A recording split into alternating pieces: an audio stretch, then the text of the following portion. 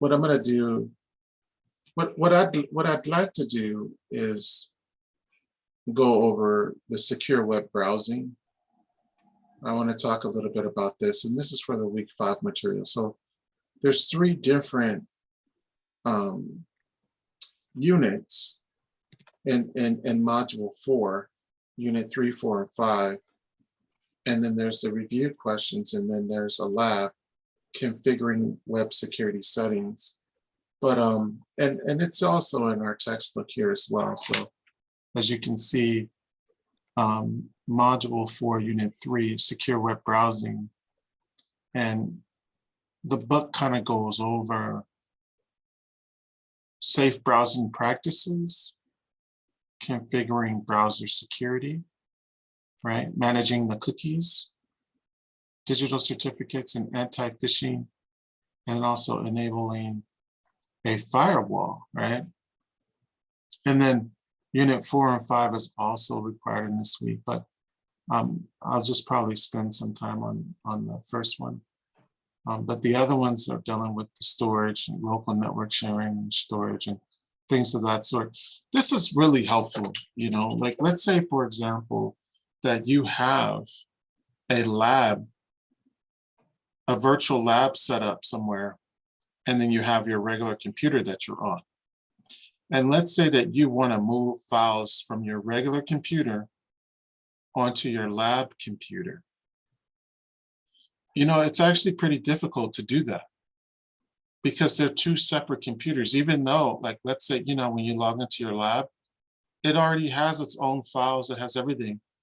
So the question becomes, what's the safe and smoothest way to move files from one computer onto the other without emailing it to yourself and then opening up your email on the other machine and then, you know, go to your sent folder or inbox folder and pulling it out. But this section in unit 4 is one of the most cleanest solutions. It's where you set up a file that is shared between both computers, and if you drop documents in one folder, it will automatically show up on the other computer as well. And so that becomes really key, again, when you are setting up your own lab to do experiments and to go through books and you need certain documents. And then unit 5, we're dealing with mobile devices, right? And so it's not just mobile phones, but, you know, laptops and other types of devices that are not necessarily stationary. So we're going to look at mobile applications and app stores and network connectivity and things like that. So just real quick, and I'm just going to go through, this kind of summarizes the books here. And here again, using free and open networks. So there's open access points, which allows consumers to access the internet.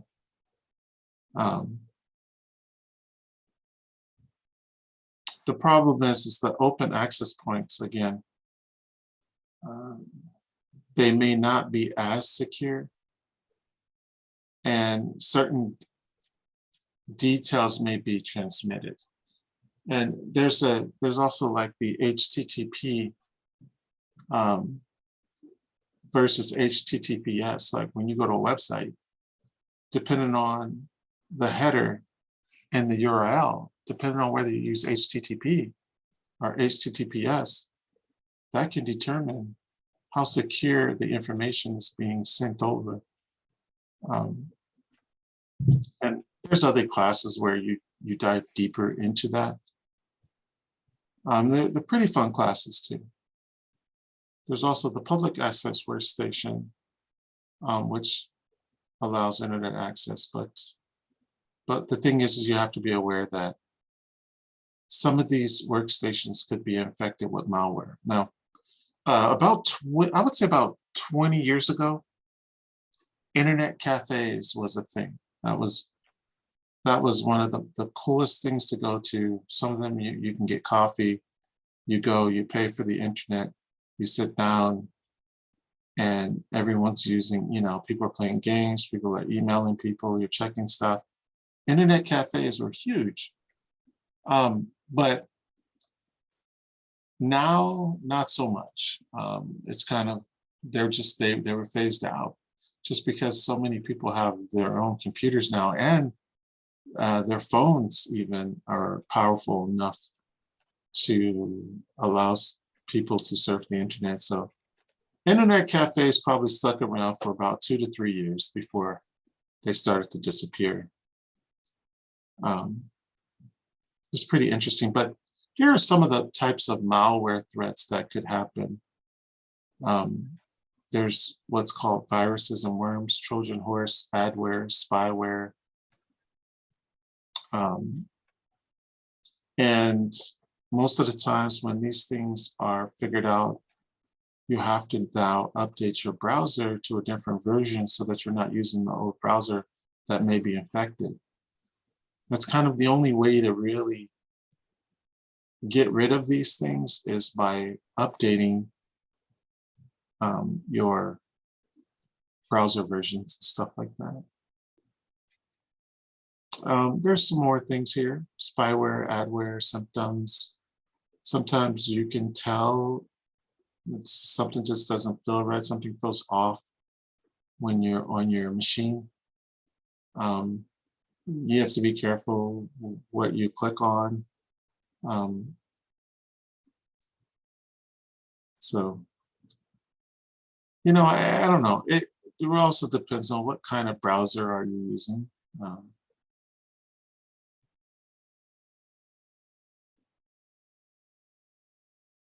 One of the things is disabling client-side scripting. So this will enable a lot of scripts not to run. It could be malware, but it won't run if your browser doesn't run it. Obviously, browsers run JavaScript. That's one of the things that most browsers can run JavaScript, but sometimes code is written in all kinds of languages. So one way to kind of surf the net and not get infected is just through disabling certain settings and things like that. Let's see. Cookies. So in this section, they do talk a little bit about cookies. So it's basically a text file storing session information. It contains other browser metadata, personally identifiable information. There's different types of cookies. It's kind of a luxury thing. I mean, you don't want to always have to log in, or depending on the kind of website will depend on the kind of cookies that there are, but cookies is a way to kind of track your history, and then that could be sent to ads and different things that kind of know what you're looking for, and then they can create an ad that will help you. So cookies are a thing. I think some people are a little suspect of them.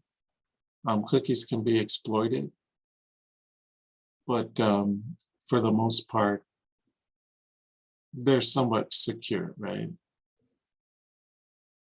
You can encrypt them to mitigate a lot of issues that may pop up. So, yeah, pretty straightforward here. Let's go into some more stuff here. So most web browsers will give you the option to, not most, but pretty much all web browsers will give you the options to kind of control the pop-ups, the cookies, There's ad blockers. Sometimes there's extensions that you can download onto your browser that will allow you to do something. Have you ever downloaded any extensions or anything for your browser? Yeah, I have before. Like I remember using Firefox, and when I used Firefox, they actually had like a bunch of applications, and I remember the little pop-up things that would appear as like a yellow pop-up, like a yellow line, Yeah. something like that. And then I remember when I was living with my dad, they actually had a lot of like when I was able to use his computer, I would see it quite often, like all these different things. But I haven't done it in a long time. Mhm. Like Google Chrome, I kind of just I don't really use Google Chrome for like adding extensions. But when I used Firefox as a kid, I used a bunch of random things for it. Like I remember there was like advertisement blockers, there was stuff like that. But yeah, That's cool. but that Yeah. was to my knowledge. I don't know like too much about it. Yeah, that's fine. Yeah, I use sometimes I I would get some kind of app that would like read the page. So if I was browsing the internet and I wanted to read something, I could just it could turn in it could just audio like read it. I would do stuff like that. There's all kinds of like little things you could get. There's also the incognito mode. Um, I think both incognito, I think is the Google Chrome's way of saying it, but there's other like Microsoft Edge might have one. I have a question about that. So like I heard that from when I was answering some of these questions and I was trying to find some answers to for the questions. Sometimes they were what I noticed when I think I remember one assignment was like what web browser would you use to be like the best web browser, like as a suggestion, Mhm. like for I think it was an email assignment. And I remember like reading up about it that saying incognito is not like completely secured either. Right. Like it's just very surface level is what it was saying. It was saying that you kind of have to do a little bit more outside of incognito to secure your privacy. And that's what kind of like um confused me a little bit, like because incognito, it just makes it seem like it's very secure already, like from the first description. But it seems like it's not very secure. It seems like your data could still be tracked and all that stuff. And then it also described the VPN, but to be honest with you, I kind of have a general idea what the VPN is, but I kind of don't at the same time. Mostly I don't. I know like a little bit of it, like a small description of it, but Mhm. still not really sure.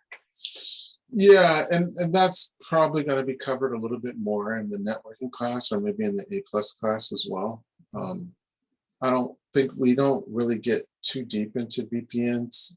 Yeah. Yeah, I It's haven't seen anything much about a VPN, but that was that's just something that I read along the lines of when I was trying to find, like when I was researching different answers or researching different like for like the questions on how to answer the thing. But that's, yeah, like that's just something that I read that I found kind of interesting, that I also like I just wanted to mention that like it just seemed really it just something that, yeah, it was just something that like caught my interest, how incognito doesn't really secure web browser. okay. um Yeah, that's such a good point that you mentioned that. And it's really understanding that that can make a difference. Yeah, correct. But yeah, go ahead. You were saying, Well, yeah, I was just getting into just going through the rest of these slides. So there's digital certificates, and you you basically need a digital certificate in order to serve a website or get to a web page that is considered secure through the HTTPS protocol. So in order to get that digital certificate, you have to go through a certificate authority. And there are many out there. There are some where you can pay, and there are some that are free. Um, you know, uh, um, and that itself just kind of ensures that your messages are being decrypted. But again, are you totally safe with being on a site that's HTTPS? You're more safer than being on an HTTP, but in terms of being uh, being free from any sorts of hacking or attacks out there, no, it wouldn't be. And so that's that. They talk a little bit more about valid and invalid certificates and where to go. So you can get anytime you go into a website, like this picture on the bottom here for Bank of America. It kind of shows the kind of security they have. If you were to right click on that padlock area, it will give information about their certificate. You can view the certificate, find out when it expires and stuff like that. And again, that's the HTTPS protocol. There's also firewall, packet filtering, stateful inspection, all sorts of stuff. So it's all pretty straightforward. Configuring the Windows Defender firewall. So this is if you're on a Windows machine, this is pretty much how you proceed and go about, getting all that.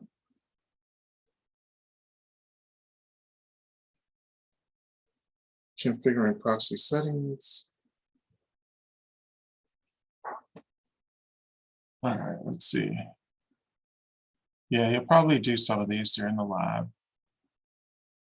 And then here's the review.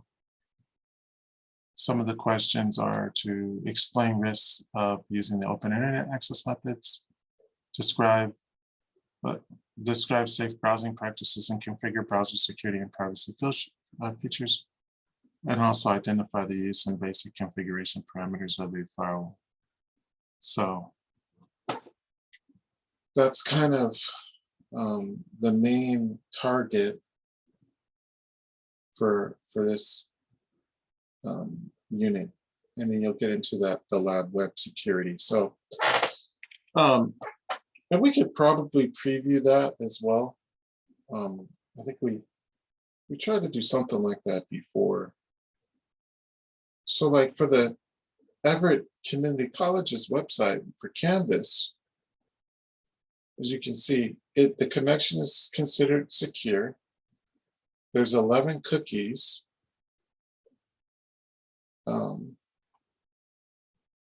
Let's look at the certificate is valid.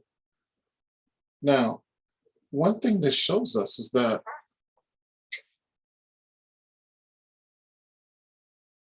they used a certificate authority that Amazon is in control of, which basically means that they're probably, and because it's being issued to cluster9.canvasusercontent.com, that lets me know that they're hosting their web server on Amazon's cloud, which is AWS, Amazon Web Services. And so that's kind of cool to know. We also see that it expires on February 8th. Now, all that will happen next year is the day before it expires, it's going to automatically renew. And it's probably, sometimes they call it a cron job, a job that you can program the computer for in advance, and it will carry out that job every year. It will renew its certificate.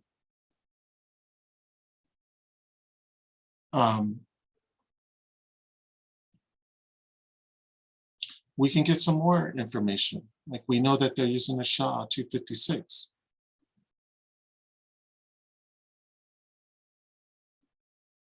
All right. The path. Where is the certificate located? In which folder in the virtual machine? So we can kind of see that information. So there's a lot there. And with when you're using Google Chrome, there's F11. I believe it's F11. Like if you hit F11, no, it's not. It's maybe F10. Let's see. You can get into the developer tools and things like that. Let's see. F12, it's actually F12, yeah. So the F12, they actually give you the HTML language of the website and a lot of other information.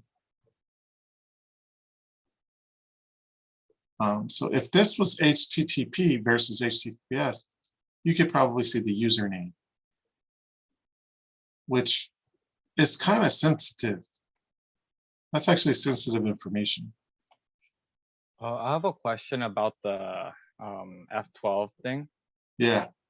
So when I was little, I think I was able to, I learned how to access that by actually by right-clicking on something and pressing inspect implement. Right. And I think so I kind of wanted to mention this because I wasn't able to do it anymore.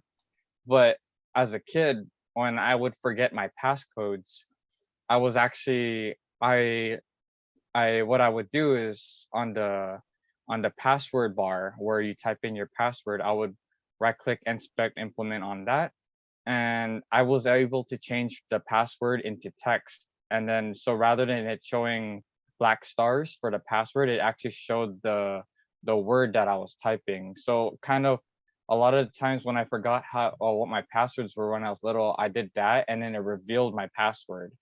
Wow. Okay. Yeah, but now I'm not, I don't know, I can't do that anymore. And I don't know if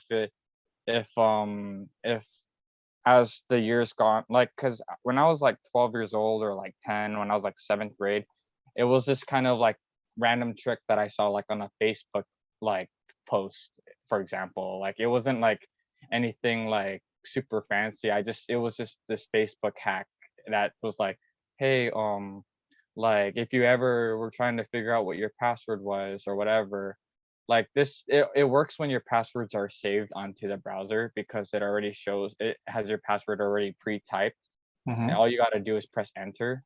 But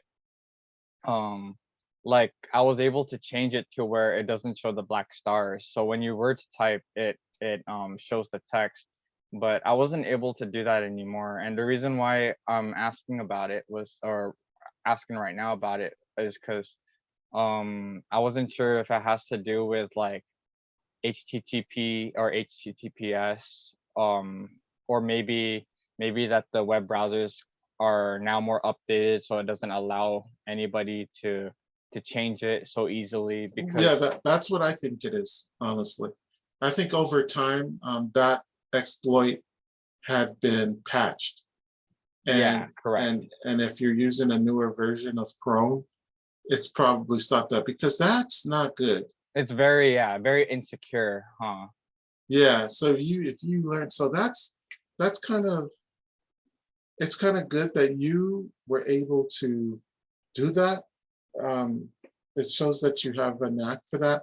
for security, because that's essentially what has to happen is by studying security, you learn how to think like a hacker. And in essence, you actually become a hacker, but you become more of an ethical hacker. And Correct. so, and you, Yeah, that makes perfect sense. yeah, and so there are classes, and you keep going in technology, you take more classes, you might come across a class where you get to do those kind of things. And that's Correct. part of the assignment is to hack into a website or to, break into something. Can I can I mention something what I think about hackers? Like Yeah, something that I from the hacker assignments that we were doing, like I kind of something that I learned about hackers is that I feel I my personal opinion is I feel like hackers are people who understand computers to a point where they know how to secure themselves easily and they know how to maneuver through a network as fluently as they can because they understand it so much. And I feel like anybody who understands IT is capable of being a hacker because they do understand it. But like you said, it's just a matter of being ethical with your knowledge. absolutely. I mean, a hacker to me is somebody who has superior knowledge in the Correct. computer. I definitely agree with you there. Like And and that's what's been shown. I mean, there's a show, I don't know if you've ever seen the show called Mr. Robot. I heard of it, yes. Okay. So that show is considered it's so there's a hacker community, right? Like now that you're starting to learn about IT and you're starting to study this, and if you keep going, you're going to have to become familiar with the hacker culture or the hacker community. Like you may have to 1 year go to DEF CON, which is one of the biggest conferences to where for security professionals. So you see all kinds of security professionals there. There are real black hat hackers and white hat hackers, gray hat hackers. There's the CIA, FBI. Everybody's there, and everybody knows that they're there. But Wow, that's very intimidating, but very like sounds really exciting at the same time. yeah, in fact, DEF CON is probably happening next weekend. It happens around this time every year in Las Vegas. And it's kind of a big thing. And I'm not going, um, but there's that show, Mr. Robot. It's on. Last I checked, I think it's on Amazon Prime. I don't know. It might be on some other things too, but that show's one of the main shows that most people in the security industry has watched it, because it's well done, it's well written, and he's kind of he's a the main character is a security professional by day, but by night he's like a black hat hacker, and he's just he's a drug addict, and he's got a lot of issues, but what they do during that show is pretty interesting stuff. It's kind of like Robin Hood a little bit, like a Yeah, modern day Robin Hood. It's kind of giving me that idea. yeah, yeah. I mean, it's got that. There's all kind. I think there's another show called Algorithm. That's a free movie on YouTube. That one's really good. Um, Something, yeah, like it's just I have a question about that little the DEF CON that you brought up just now. yeah. Hmm. So when you said that like a lot of hackers would go there, would it be like would you say like people like who are like who would say like more illicit hackers like do you think that they would show up there as well, or do you like for like the ones that are kind of like not not who don't practice it in a like ethical way? Like, would you say that people who practice hacking in unethical way, do you think that they also like show up there too as well? And They're there. They're there. I mean, guys who should be in federal prisons, they're going to be walking around there, that's and really interesting. and nobody's going to know who they are. That's the whole thing about it. That Uh, that's really interesting. yeah, I mean, it's They're pretty in plain sight too, huh? oh yeah, yeah. Like nothing is secure. Like that's the thing. Like if you're in the hotel, it's going to be at the Rio. Yes. But the thing is that everybody, like everybody's is hacking each other. Like there's a screen on like on a big like jumbo board, and it shows all the people and all their like information, all the things that they've Whoa, compromised. that's really Like, scary. and it's a constant thing. So it's like people will go there and they'll immediately start to hack their hotel. It's like That's cool. everything you do there is just like nobody really cares. Like in It's fact, kind this, of just practice. It's just kind of like I guess it's more like for like the fondness of hacking culture, huh? Like generally, so it doesn't really matter if it's for like if it's ethical or not. It's kind of more for like just the culture of hacking generally, right? Like it is, and it's kind of in a safe place. There are competitions. There is recruitment going on. There's some like capture the flag competitions that people will go to. So whoa, that's really interesting. it's kind of, you know, you get more information and you learn more about what it means to be a part of the community and what the responsibilities are, um, and people reveal a lot of things. I know that there's a like archives. There's like so this is the DEF CON website, and I think if I'm not mistaken, there's like a resources. Yeah, probably under resources. There's a reading list, and then there's a movie list, and then there's the mailing list. But if you go to like, well, if I click on movie list, obviously it's not going to have Mr. Robot because that's actually a show. But if it Yeah. was a movie, it would pop up on the movie list. But apparently, most of these types of like movies are all like based on technology and you know stuff like that. I've never seen the 3 days of Congress. That seems interesting. I have a question. Yeah, Would you like would you feel safe with your phone or your personal devices connecting to like a Wi-Fi that DEF CON is using? Like I wouldn't. No, I mean, and I probably wouldn't even connect. at all, right? I would go off. I would like turn. I would go to airplane mode. It Um, seems too risky. or have another device that doesn't have much information. Um, and then connect. But again, you kind of have to. Um, if you are going to exercise a lot of freedom, you got to make sure that everything is clean, like that there's nothing that you have that can compromise you or yourself. But yeah, the thing is when it comes to Wi-Fi, you just don't know which network you're really connecting to. Correct. Like there's different names. Like even it might say the hotel Wi-Fi, but I guarantee you at DEF CON, you're going to see 10 different hotel Wi-Fi Yeah. names, and they're all going to look the same.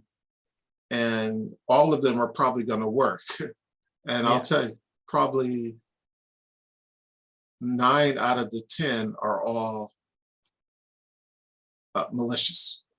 Yes, correct. So, um, those are the kind of things that you have to watch out for. But again, it's kind of more all fun and games and down in there, because that's just kind of what it's like. But back when it first started, it used to be different. But now security, I mean, so many things. See, the more secure things are, the more freedom that you lose. Correct. Yeah. And also it's the opposite too.